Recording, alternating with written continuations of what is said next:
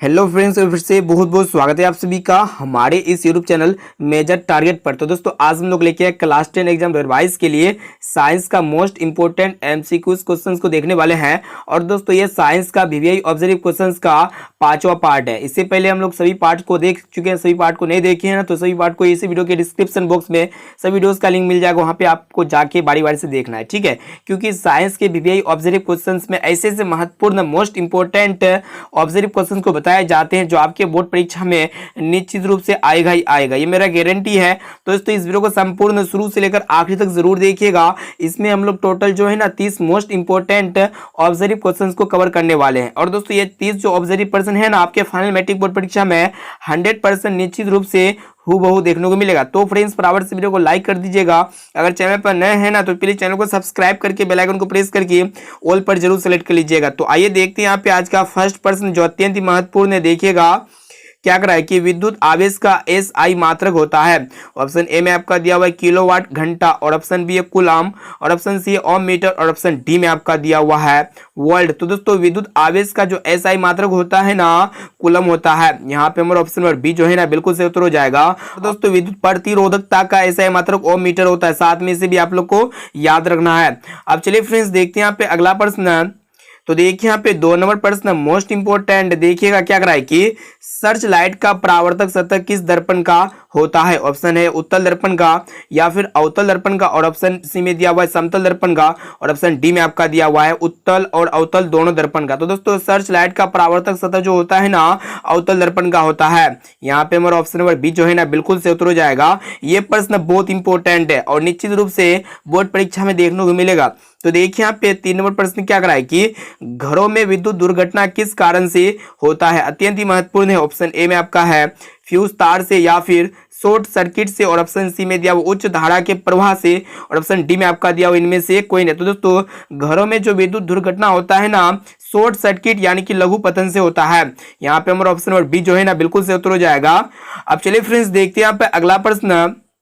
तो देखिए यहाँ पे 4 नंबर प्रश्न जो अत्यंत ही महत्वपूर्ण है। देखिएगा क्या करा है कि जल से भरा बाल्टी का पैंदी ऊपर उठा हुआ प्रतीत होता है, क्यों। ऑप्शन ए में आपका है प्रकाश का प्रकीर्णन, या फिर प्रकाश का अपवर्तन, और ऑप्शन सी है प्रकाश का परावर्तन, और ऑप्शन डी है प्रकाश का वर्ण विक्षेपण। तो दोस्तों जल से भरा हुआ बाल्टी के पैंदी ऊपर उठा हुआ प्रतीत इसलिए होता है क्योंकि प्रकाश के अपवर्तन पर डिपेंड होता है। प्रकाश के अपवर्तन के कारण जो है ना जल से भरा हुआ बाल्टी का पैंदी ऊपर उठा हुआ दिखता है। यहाँ पे हमारा ऑप्शन नंबर बी जो है ना बिल्कुल से उत्तर हो जाएगा। अब चलिए फ्रेंड्स देखते हैं यहाँ पे अगला प्रश्न जो मोस्ट इंपोर्टेंट है। तो देखिए यहाँ पे 5 नंबर प्रश्न क्या है कि मनुष्य में चीनी का पाचन कौन सा हार्मोन करता है। ऑप्शन ए में आपका दिया हुआ इंसुलिन, या फिर आयोडीन, और ऑप्शन सी है जिबरेलिन्स, और ऑप्शन डी में आपका दिया हुआ इनमें से कोई नहीं। तो दोस्तों मनुष्य में जो चीनी का पाचन होता है ना ये इंसुलिन हार्मोन करता है। यहाँ पे हमारा ऑप्शन नंबर ए जो है ना बिल्कुल से उत्तर हो जाएगा। अब चलिए फ्रेंड्स देखते हैं यहाँ पे अगला प्रश्न जो मोस्ट इंपोर्टेंट है। तो देखिए यहाँ पे क्या करा है कि किस लेंस को अभिसारी लेंस कहते हैं। ऑप्शन ए है अवतल लेंस को, या फिर उत्तल लेंस को, और ऑप्शन सी है समतल लेंस को, और ऑप्शन डी में आपका दिया हुआ है उत्तल दर्पण को। तो दोस्तों आप लोग को पता होगा जो उत्तल लेंस होता है इसे हम लोग अभिसारी लेंस कहते हैं क्योंकि ये प्रकाश किरणों को एक जगह जमा कर देती है। और दोस्तों एक प्रश्न ये पूछाते हैं कि किस लेंस को अपसारी लेंस कहते हैं। तो दोस्तों अवतल लेंस को हम लोग अपसारी लेंस कहते हैं और उत्तल लेंस को हम लोग अभिसारी लेंस कहते हैं। साथ में से भी आप लोग को याद रखना है। अब आइए फ्रेंड्स देखते हैं यहाँ पे 7 नंबर प्रश्न जो मोस्ट इंपोर्टेंट है। देखिएगा क्या करा है कि सूर्य के प्रकाश से कौन सा विटामिन मिलता है। मोस्ट इंपोर्टेंट प्रश्न ऑप्शन है विटामिन ए, या फिर विटामिन बी, और ऑप्शन से विटामिन डी, और ऑप्शन डी में आपका दिया हुआ है विटामिन ई। तो दोस्तों सूर्य के प्रकाश से जो है ना विटामिन डी की प्राप्ति होती है, यानी कि यहाँ पे हमारा ऑप्शन नंबर सी जो है ना बिल्कुल से उत्तर हो जाएगा। ये भी प्रश्न बहुत इंपॉर्टेंट है। अब चलिए फ्रेंड्स देखते हैं यहाँ पे अगला प्रश्न जो अत्यंत ही महत्वपूर्ण है। प्लीज वीडियो को संपूर्ण शुरू से लेकर आखिरी तक जरूर देखिएगा। तो दोस्तों अभी तक वीडियो को लाइक नहीं किए हैं ना तो फ्रेंड्स वीडियो को लाइक जरूर कर दीजिएगा। और दोस्तों चैनल पर नए हैं ना तो प्लीज चैनल को सब्सक्राइब करके बेल आइकन को प्रेस करके ऑल पर जरूर सेलेक्ट कर लीजिएगा, ताकि जब भी लाइव क्लास हो ना तो आपको नोटिफिकेशन पहुंच जाए और उसी नोटिफिकेशन के थ्रू से आप लाइव क्लास को ज्वाइन कर सकते हैं।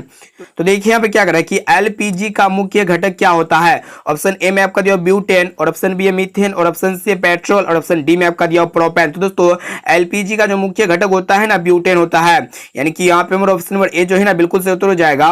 और दोस्तों एलपीजी का जो फुल फॉर्म होता है ना लिक्विफाइड पेट्रोलियम गैस होता है। साथ में से भी आप लोग को याद रखना है। अब आइए फ्रेंड्स देखते हैं यहाँ पे 9 नंबर प्रश्न जो मोस्ट इंपोर्टेंट देखिएगा क्या कराए कि धारा किस यंत्र के द्वारा मापा जाता है। ऑप्शन ए में आपका दिया वोल्ट मीटर या फिर अमीटर, और ऑप्शन सी है दोनों, और ऑप्शन डी में आपका दिया हुआ इनमें से कोई नहीं। तो दोस्तों धारा जो है ना अमीटर के द्वारा मापा जाता है। यहाँ पे हमारा ऑप्शन नंबर बी जो है ना बिल्कुल से उत्तर हो जाएगा। और दोस्तों विभवांतर किससे मापा जाता है, तो दोस्तों विभवांतर मापने के लिए जो है ना हम लोग वोल्ट मीटर का प्रयोग करते हैं, साथ में से भी आप लोग को याद रखना है। अब चलिए फ्रेंड्स देखते हैं यहाँ पे अगला प्रश्न जो अत्यंत ही महत्वपूर्ण है।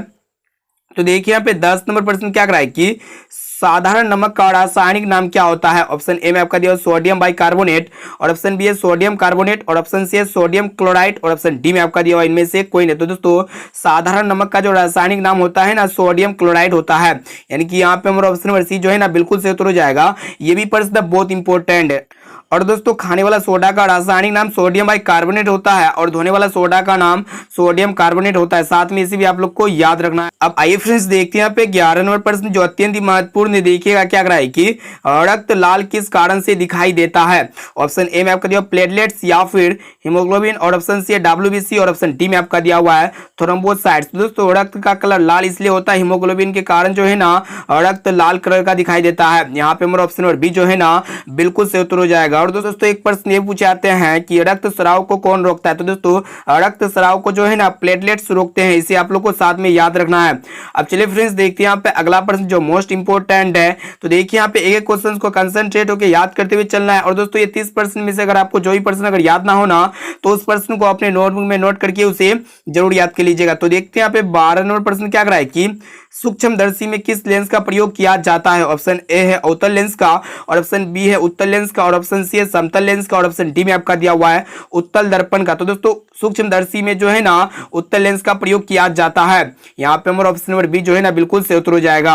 अब आइए फ्रेंड्स देखते हैं यहाँ पे 13 नंबर प्रश्न जो अत्यंत ही महत्वपूर्ण है देखिएगा क्या कराए कि साइड मिरर के रूप में किस दर्पण का उपयोग किया जाता है। ऑप्शन ए में आपका दिया उत्तल दर्पण का, या फिर समतल दर्पण का, और ऑप्शन सी है अवतल दर्पण का, और ऑप्शन डी में आपका दिया सभी दर्पण का। तो दोस्तों साइड मिरर के रूप में जो है ना हम लोग उत्तल दर्पण का प्रयोग करते हैं, यानी कि यहाँ पे हमारा ऑप्शन नंबर ए जो है ना बिल्कुल से उत्तर हो जाएगा, क्योंकि उत्तल दर्पण में जो प्रतिबिंब बनता है ना वस्तु से छोटा बनता है, सीधा बनता है, साथ में से भी आप लोग को याद रखना है। अब आइए फ्रेंड्स देखते हैं यहाँ पे अगला प्रश्न काफी महत्वपूर्ण देखिएगा क्या कराए कि कौन सा अधातु कमरे के ताप पर द्रव होता है। ऑप्शन ए ब्रोमीन, या फिर पारा, और ऑप्शन सी है तांबा, और ऑप्शन डी में आपका दिया हुआ है एल्यूमिनियम। तो दोस्तों आप लोग को पता होगा ये ब्रोमीन एक प्रकार का अधातु होता है। ये अधातु होते हुए जो है ना कमरे के ताप पर क्या होता है द्रव अवस्था में होता है। और दोस्तों एक प्रश्न इसी टाइप का और एक पूछे जाते हैं कि कौन सा धातु कमरे के ताप पर द्रव होता है। तो दोस्तों पारा एक प्रकार का धातु होता है, और ये जो है ना कमरे के टेम्परेचर पर लिक्विड अवस्था में पाया जाता है। अब आइए फ्रेंड्स देखते हैं यहाँ पे 15 नंबर प्रश्न बहुत इंपॉर्टेंट देखिएगा क्या कराए कि CFC का व्यापक उपयोग होता है। ऑप्शन ए में आपका दिया हुआ एयर कंडीशनर में, या फिर रेफ्रिजरेटरों में, और ऑप्शन सी इंजनों में, और ऑप्शन डी में आपका दिया हुआ इनमें से सभी। तो दोस्तों CFC यानी कि क्लोरोफ्लोरोकार्बन का जो उपयोग होता है ना एयर कंडीशनरों में भी होता है, और रेफ्रिजरेटरों में भी होता है, और इंजनों में भी होता है, यानी कि इनमें से सभी में होता है। यहाँ पे हमारा ऑप्शन डी जो है ना बिल्कुल से उत्तर हो जाएगा। ये भी प्रश्न बहुत इंपॉर्टेंट है। अब चलिए फ्रेंड्स देखते हैं यहाँ पे अगला प्रश्न। तो देखिए यहाँ पे 16 नंबर प्रश्न क्या कराए कि मृत शरीर को पचाने वाले जीवों को क्या कहते हैं। मोस्ट इंपोर्टेंट है। ऑप्शन ए में आपका दिया वो उत्पाद कहते हैं, और ऑप्शन बी अपघटक कहते हैं, और ऑप्शन सी स्वपोषी कहते हैं, और ऑप्शन डी में आपका दिया हुआ है पराभोक्ता कहते हैं। तो दोस्तों मृत शरीर को पचाने वाले जीवों को हम लोग जो है ना अपघटक कहते हैं, यानी कि यहाँ पे हमारा ऑप्शन नंबर बी जो है ना बिल्कुल से उत्तर हो जाएगा। तो दोस्तों ये भी प्रश्न मोस्ट इंपोर्टेंट है। अब आइए फ्रेंड्स देखते हैं यहाँ पे 17 नंबर प्रश्न जो मोस्ट इंपोर्टेंट देखिएगा क्या कराए कि ओजोन के एक अणु में ऑक्सीजन के कितने परमाणु होते हैं। ऑप्शन ए में आपका दिया 2, या फिर 5, और ऑप्शन सी है 3, और ऑप्शन डी में आपका दिया हुआ 4। तो दोस्तों ओजोन के एक अणु में ऑक्सीजन के जो परमाणु होता है ना 3 परमाणु होते हैं, यानी कि यहाँ पे हमारा ऑप्शन नंबर सी जो है ना बिल्कुल से उत्तर हो जाएगा। और दोस्तों ओजोन का रासायनिक सूत्र क्या होता है O3 होता है, साथ में इसे भी आप लोग को याद रखना है। अब आइए फ्रेंड्स देखते हैं यहाँ पे 18 नंबर प्रश्न जो मोस्ट इंपोर्टेंट है। तो देखिए यहाँ पे क्या कराए कि वायुमंडल में कौन सा रंग अधिक पराकिंडन होता है। ऑप्शन ए है लाल, या फिर काला, और ऑप्शन सी है नीला, और ऑप्शन डी में आपका दिया हुआ बैंगनी। तो दोस्तों वायुमंडल में जो है ना नीला रंग का पराकिंडन सबसे ज्यादा होता है, जिसके कारण आसमान का कलर क्या दिखता है नीला दिखता है, साथ में से भी आप लोग को याद रखना है, यानी कि यहाँ पे हमारा ऑप्शन नंबर सी जो है ना बिल्कुल सही उत्तर हो जाएगा। अब आइए फ्रेंड्स देखते हैं यहाँ पे 19 नंबर प्रश्न जो मोस्ट इंपोर्टेंट देखिएगा क्या कराए कि स्पष्ट देखने की अधिकतम दूरी कितनी होती है? ऑप्शन ए 25 सेंटीमीटर या फिर 30 सेंटीमीटर और ऑप्शन सी 12 सेंटीमीटर और ऑप्शन डी में आपका दिया हुआ अनंत। तो दोस्तों स्पष्ट देखने की जो अधिकतम दूरी होता है ना अनंत होता है। यहाँ पे हमारा ऑप्शन में डी जो है ना बिल्कुल सही उत्तर हो जाएगा।